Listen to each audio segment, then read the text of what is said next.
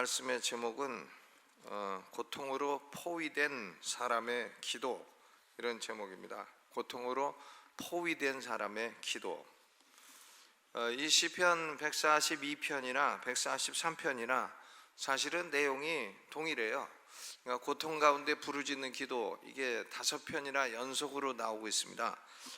근데 그 가운데 이제 143편 네 번째 시이고 144편이 마지막 시이고, 그런데 그 내용은 다 동일해요. 다윗이 어려운 시험에 빠졌다 이거고, 그 다음에 고통 가운데 하나님께 부르짖어 기도했다 하는 것이고, 그러니까 하나님이 응답해 주셨다 그거고, 또 다윗이 구원을 받아서 하나님께 감사하고 찬양을 했다, 이런 내용입니다.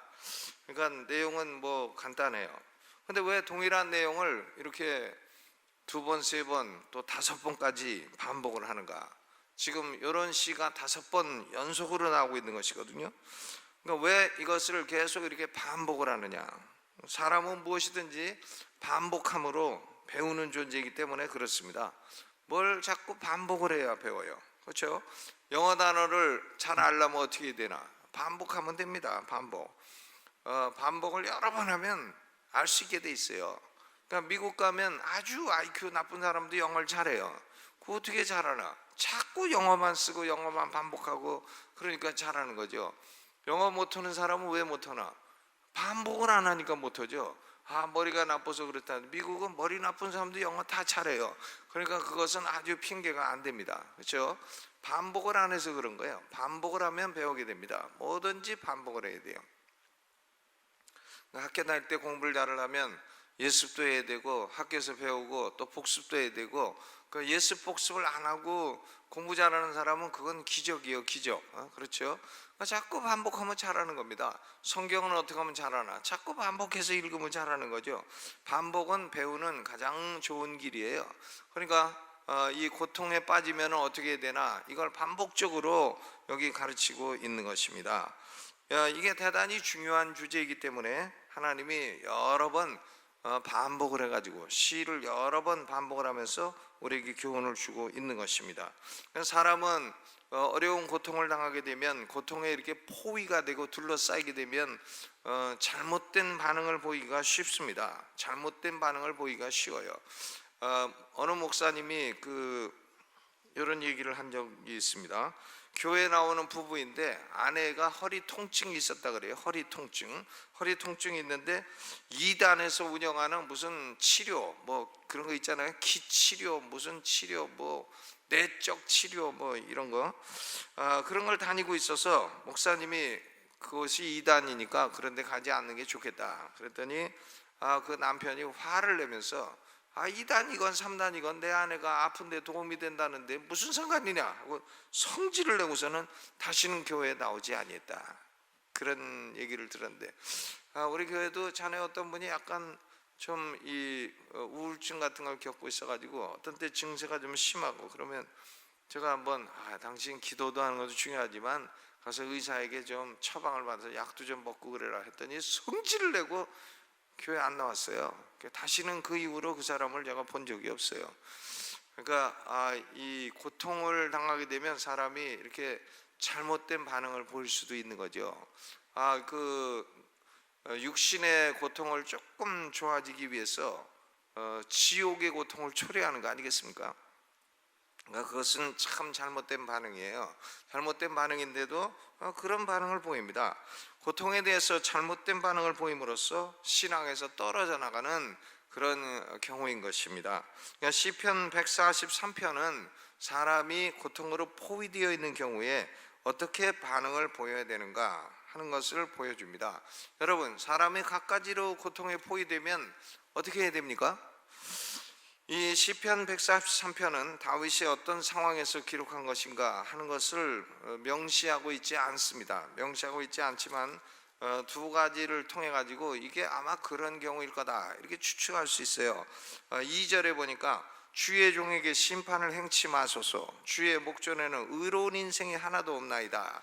그러니까 의로운 인생이 하나도 없다 한 걸 보니까 다윗이 아마도 밧세바와 간음한 죄값으로 말미암아 자기 아들 압살롬에게 쫓겨나고 죽게 될 때에 그때에 기록했을 가능성이 있습니다.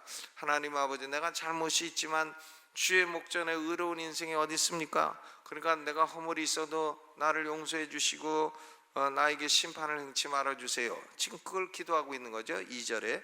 그러니까 압살롬에게 쫓겨났을 때에 기록했을 가능성이 있습니다. 또 3절을 보게 되면 원수가 내 영혼을 핍박하여 내 생명을 땅에 엎어서 나로 죽은 지 오랜 자같이 흑암한 곳에 거하게 하였나이다.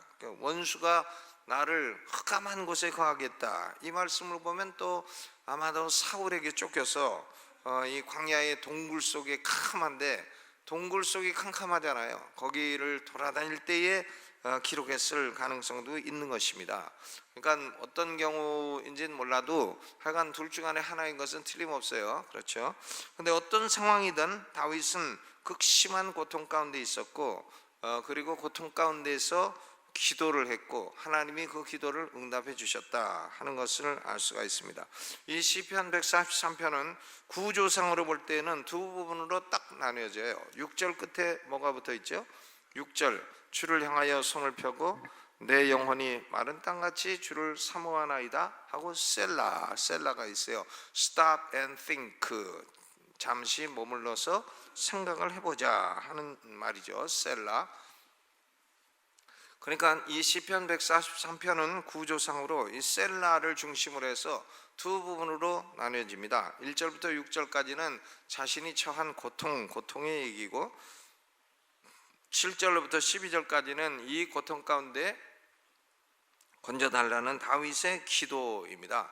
그러니까 고통과 기도, 이렇게 두 부분으로 나누어진다 하는 것을 알 수가 있는데, 이 시편 143편은 이 구조에 따라 생각하는 것보다 이 시편 143편 전체가 가르쳐주고 있는 교훈을 세 가지로 나누어서 생각해 볼 필요가 있습니다. 첫째는 하나님의 주의 종들도 때로는 고통으로 포위될 경우가 있다 하는 거예요. 주의 종들도 때로는 고통으로 포위될 경우가 있다.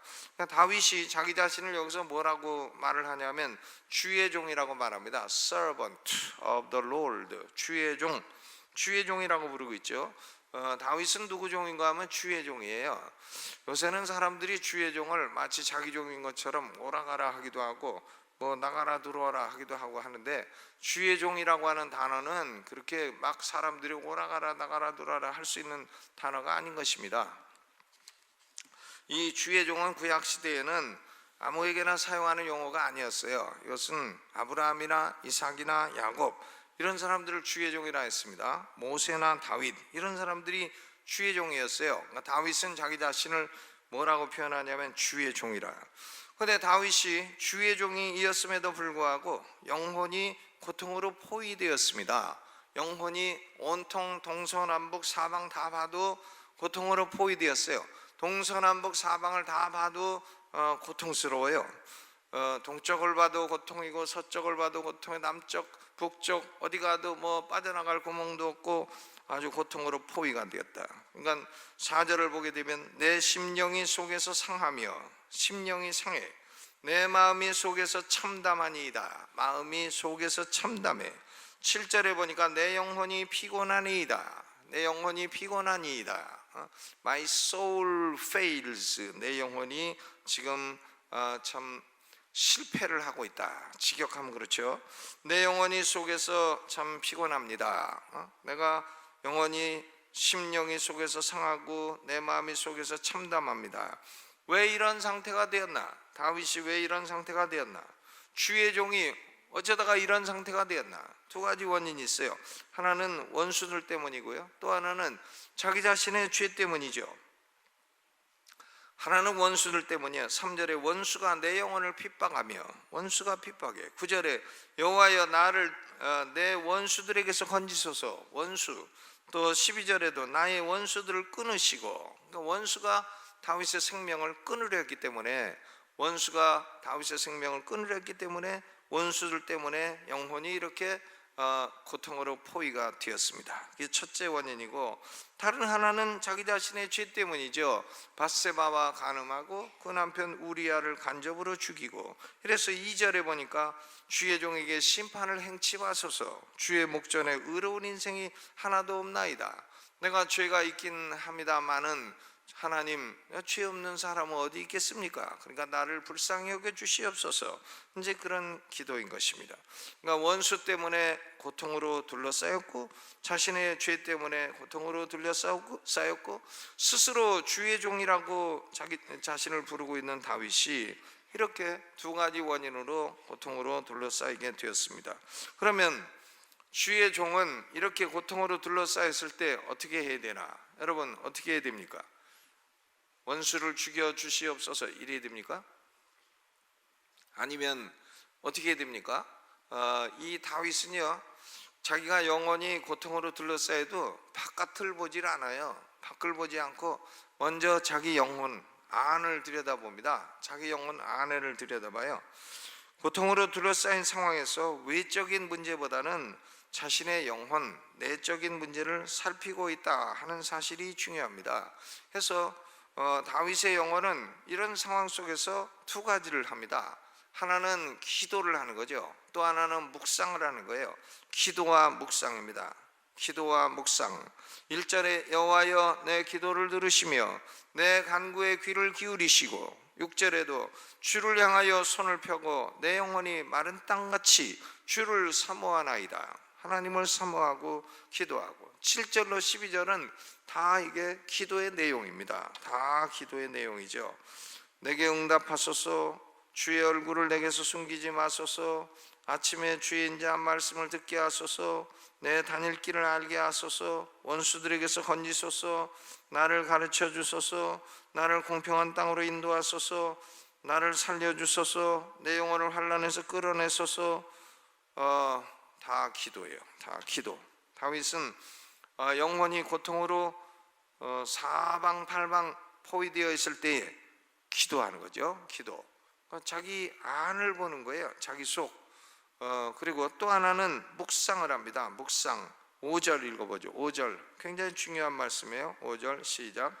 내가 옛날을 기억하고 주의 모든 행하신 것을 묵상하며 주의 손의 행사를 생각하고. 그러니까 기억하고 묵상하고 생각하고, 기억하고 묵상하고 생각하고, 그렇습니다. 여러분, 우리 신앙생활은요, 생각을 좀 해야 돼요. 기억을 좀 해야 되고. 우리 한국 사람들의 신앙생활은 너무 감정적이에요. 감정적이고 이 그냥 감정 따라 움직입니다. 그리고 이 우리 한국 기독교가 이제 은사주의가 너무 많아가지고 뭐 은혜 받았다 하면은 그게 뭔가 하면 감정에 조금 뭐 감동이 왔다 이제 그런 거예요. 감정에 감동이 왔다. 그게 실제로 제가 보니까 때까지 보니까 은혜 받은 게 아니에요. 자기 감정에 조금 뭐 감동이 왔다 이거죠. 감정. 그렇죠. 그러니까 이 사람들이 이 감정을 움직이려고 다 정치가들도 그렇고 또 목회자들도 그렇고 감정에 호소합니다. 감정에 호소하는데, 여러분, 다윗이 하나님이여 내 감정을 좀 어떻게 다스려 주소서, 그런 거 아니죠. 그렇게 얘기하지 않고 하나님, 나는 묵상하고 생각을 합니다. 생각을 하겠습니다. 이 감정주의는 좀 뭐라 그럴까, 신앙이 어린 상태인 것입니다. 감정에 따라 아무 말이나 하고, 감정에 따라 아무 행동이나 하고, 가만히 앉아서 묵상하고 생각하고 지성적으로 하지 않고 감정만 갖고 한다 이거예요. 근데 감정으로 하는 사람들은 아까 얘기한 그 사람처럼 뭐 조금 몸만 아파도 이단에도 가고, 낫기만 하면 된다 이거죠. 자기가 낫기만 하면 되지 2단이든 3단이든 무슨 상관이냐, 뭐 이렇게 되는 거죠. 감정주의. 근데 다윗은요, 기도하고 뭘 하는가 하면 묵상을 해요. 묵상을 하고 8절에 보니까 아침에 나로 주의 인자한 말씀을 듣게 하소서. 우리 신앙생활은 이 말씀을 듣고 생각하고 묵상하고, 이 기독교는 지성적인 종교이지 기독교는 그렇게 무조건 감성만 따른 종교는 아닙니다. 물론 감성도 있으니까 우리가 찬양도 하고 이렇게 합니다만은 근데 감성이 1등은 아니에요. 감성이 1등인 사람은 그 신앙이 성장하지 않습니다. 그리고 그 신앙은 굉장히 어린 신앙이에요. 나이가 먹어도 어린 신앙에 불과해요. 왜? 평생을 감성주의 신앙생활을 했으니까요. 근데 다윗은 그렇게 하지 않아요. 기도하고 묵상하고 생각해. 묵상하고 생각해. 묵상하고 생각하고 묵상하고 생각하고 아침에 나로 주의 인자한 말씀을 듣게 하소서. 기도하고 묵상하고 생각해. 기도하고 묵상하고 생각하죠. 그렇죠? 우리 한국 기독교는 보면 그 이단들은 보면 찬송을 해도 그냥 뭐 뜨겁게 한다 그러면 푹 치고 장구 그냥 밤새 그냥 찬송을 해. 찬송하다가 기운 다 빠져갖고 나중에 기도하려면 힘없어서 못해. 그런 것들은 참 불건전합니다. 불건전해요. 너무 감성주의가 심한 거예요. 찬송도 어지간히 하고 기도를 하고 이렇게 해야 되죠. 말씀을 묵상하고 생각하고 성경 중심의 신앙이 되어야 됩니다. 우리 개신교의 특징은 항상 솔라 스크립투라, 오직 성경으로, 말씀 중심이에요. 성경 중심입니다. 성경을 묵상하고 생각하고 기억하고 묵상하고 생각하고 기억하고. 다윗이 이 고통으로 둘러싸인 상황 속에서 기도하고 말씀을 묵상해요. 묵상하는데 다윗의 기도를 보게 되면 그 7절부터 12절까지가 다 다윗의 기도인데 네 가지 특징이 있습니다. 다윗의 기도는 언제 기도해도 전심을 다하는 기도예요. 원수들이 자기 생명을 취하기 전에 하나님 나를 구원해 주십시오. 전심을 다해서 기도를 해요. 기도를 하는데 그냥 피상적으로 하는 게 아니고 전심을 다해서 기도하고, 또 다윗의 기도는 겸손한 기도예요. 겸손합니다. 기도가 겸손해야지. 기도가 교만하면 그 하나님이 들으시겠습니까? 하나님이 교만한 기도 들으시다. 아야야 듣기 싫다. 너는 다음에 기도하지 마라. 그러지 않겠어요? 겸손한 기도입니다. 자신에게 죄가 있음에도 불구하고 내가 뭐 하나님으로부터 기도응답을 받을 권리가 있으니까 주시오 이게 아니고, 내가 죄가 있어도 하나님 자비를 베풀어 주십시오. 내가 죄가 있는 거 압니다. 하지만 자비를 베풀어 주십시오. 겸손한 기도이고 믿음의 기도입니다. 믿음의 기도. 9절에 보니까 여호와여 나를 내 원수들에게서 건지소서. 내가 주께 피하여 숨었나이다. 주님께 피하면 건져준다는 믿음이 있는 거죠. 주님은 나의 반석이시요 나의 피난처시요 나의 요새시라. 우리는 어려움이 있으면 항상 어디로 가면 돼요? 주님에게 가면 돼요. 주 예수 그리스도에게 가면 되는 겁니다. 왜? 예수 그리스도가 우리의 피난처고 주께 피하여 숨어 있으면 원수가 만지지도 못하기 때문이에요. 그러니까 믿음의 기도이고, 또 하나님이 뜻을 보여주시면 순종하겠다는 순종의 기도입니다. 전에 여태까지 기도하면서 보니까 하나님 뜻을 보여주시면 순종하겠습니다. 절대 순종의 의지를 가지고 기도하면 응답이 와요. 응답이 오는데 자기가 뭐 응답 이렇게 하시든 저렇게 하시든 나는 이렇게 하겠습니다 하고 고집을 딱 가지고 있으면 응답이 안 와요. 절대 순종의 뜻을 가지고 기도를 해야 되죠. 이렇게 하시든 저렇게 하시든 하나님이 원하시는 대로 나는 절대 순종하겠습니다. 절대 순종. 그런 생각을 가지고 기도하면 하나님의 응답이 온다 이거예요. 절대 순종. 8절 후반에 보니까 나의 다닐 길을 알게 하소서. 내가 내 영혼을 주께 받음이니이다. 내 영혼을 주께 받음이니이다. 그러니까 나의 다닐 길을 알게 하소서. 절대 주의 뜻에 순종하겠습니다. 순종, 겸손, 믿음, 전심, 이런 기도를 다윗이 올리고 있는 것입니다. 그러니까 우리는 주의 종인 우리들은, 우리가 다 주의 종이죠. 주의 종인 우리들은 고통으로 포위되어 있는 그런 상황이라 할지라도 하나님께 기도하고 하나님의 말씀을 묵상하시기를 주님의 이름으로 축원합니다. 그렇죠. 그러면 세 번째 교훈은 뭔가? 중요한 교훈인데 기도의 목적은 단순히 고통에서 구원받는 것으로 끝이지 않습니다. 고통에서 건져주시옵소서 해서 고통에서 건진받았다, 그게 끝이 아니에요. 이 고통의 목적은, 고통 가운데 기도하는 목적은 하나님을 더욱 알아가게 해달라, 그게 목적이에요. 하나님을 알게 해달라, 하나님을 알게 해달라. 물론 포위된 고통에서 구원해달라 하는 기도는 그 좋은 기도입니다. 옳은 기도이죠. 7절로부터 12절까지가 다 고통에서 건져달라는 그런 기도입니다. 사도 바울도 자기 몸에 육체 가시가 있을 때에 육체 가시를 제거해달라고 3번씩이나 기도했어요. 고통에서 건져달라는 기도는 정상적인 기도죠. 사람이 고통에 처해 있는데 뭐 고통이 계속 있게 해주시옵소서, 이건 뭐 제정신 가지고는 그런 기도하기 어렵죠. 건져달라고 기도하는 건 아무 잘못이 없어요. 그런데 기도는 그거보다 더 큰 목적이 있습니다. 그건 뭐냐면 8절 후반이에요. 8절을 읽어보죠. 8절 다시 읽어봅니다. 시작. 아침에 나로 주의 인자한 말씀을 듣게 하소서. 내가 주를 우려함이니이다. 나의 다닐 길을 알게 하소서. 내가 내 영혼을 주께 받듦이니이다. 주께 받듦이니이다. 내가 내 영혼을 주께 받들어 올리나이다. I lift up my soul. 그런 얘기죠.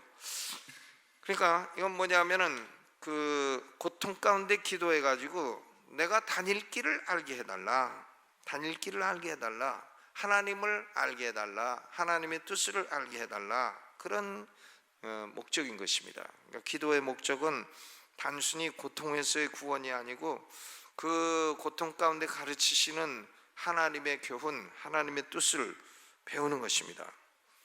저는 1986년도에 목사 안수를 받았으니까 지금 이제 목사 안수 받은 지 32년째죠. 32년 사역을 하는 가운데 다양한 종류의 고통을 많이 겪어왔어요. 많이 겪어왔는데 뭐 안 겪은 것처럼 생겼습니다. 이래도 해보시면 알아요. 해보시면 아는데 많은 이제 고통을 겪어왔는데 그 원인은 나의 부족함 때문이기도 하고요. 또 원인은 또 나를 싫어하는 사람들 때문이기도 합니다. 근데 두 가지 원인이 다 있는 건데, 그러나 그때마다 기도하면 하나님이 응답해 주시고 건져 주셨어요. 지금까지 다 건져 주셨고, 근데 재밌는 것은 뭐냐면 하나님이 나를 고통에서 건져 주셨다, 그것보다도 하나님을 그때그때마다 조금씩 더 알아간 거예요. 하나님은 이렇게 하시는 하나님이시구나, 하나님은 이렇게 하시는 하나님이시네. 그러니까 고통으로 포위되면 하나님은 이번에 어떻게 하실라나 기대감도 있어요. 기대감도 있는 겁니다. 이번에는 하나님이 어떤 일을 행하시고 또 어떤 뜻을 보여주실 것인가, 이런 기대감이 있어요. 그러니까 고통이라고 하는 건 항상 나쁜 것만은 아닙니다. 다 하나님의 뜻을 보여주시는 하나의 절차예요. 과정이에요. 과정이니까 동서남북 답답한 곳으로 답답하게 우겨쌈을 당하여도 우리가 우겨싸이지 않습니다. 왜? 우리는 위에 하나님이 계시기 때문이에요. 아멘. 그렇죠. 그러니까 우리는 고통 중에 있어도 이 고통 가운데 하나님이 이번에는 어떤 일을 행하시나, 하나님은 나에게 어떤 뜻을 보여주시고 어떤 길을 보여주시나, 이것을 알아가는 재미가 있다 이거예요. 그러니까 이런 기대감, 하나님이 나를 주의 종으로 여기시고 하나님이 나를 이런 고통 가운데 무엇을 가르치시려고 하는가, 이것을 배워나가는 그런 재미가 있기 때문에 고통 중에도 관조할 수가 있어요. 관조할 수 있습니다. 너무 거기 빠져들어갈 거 없어요. 너무 빠져들어갈 것도 없고, 고통 가운데 하나님은 이번에는 무슨 뜻을 보여주시나 하고 관조하고 보면, 시간이 지나면 하나님은 건져주시고 인도하시고 또 축복하시는 그 섭리를 보게 되는 것입니다. 아멘. 그러니까 여러분, 우리가 살아가면서 참 여러 가지 고통으로 동서남북으로 쌓여 있더라도 어떻게 하면 되겠어요? 기도하고 말씀을 묵상하고 생각하고 기도하고 묵상하고 생각하고, 그리고 기도하고 묵상하고 생각하고 하면 하나님이 건져주실 뿐만 아니라 우리의 갈 길을 하나하나 단일길을 보여주시는 하나님이신 줄로 믿으시기를 주님의 이름으로 축원합니다. 시편 142편에도 말씀하셨고 143편에도 말씀하셨고 또 144편까지 말씀하시는 거예요. 왜? 반복 이 진리를 배우라고 하나님이 오늘 말씀하십니다. 여러분, 혹이나 고통이 있어도 기도로 승리하고 하나님을 경험해 나가시기를 주님의 이름으로 축원합니다.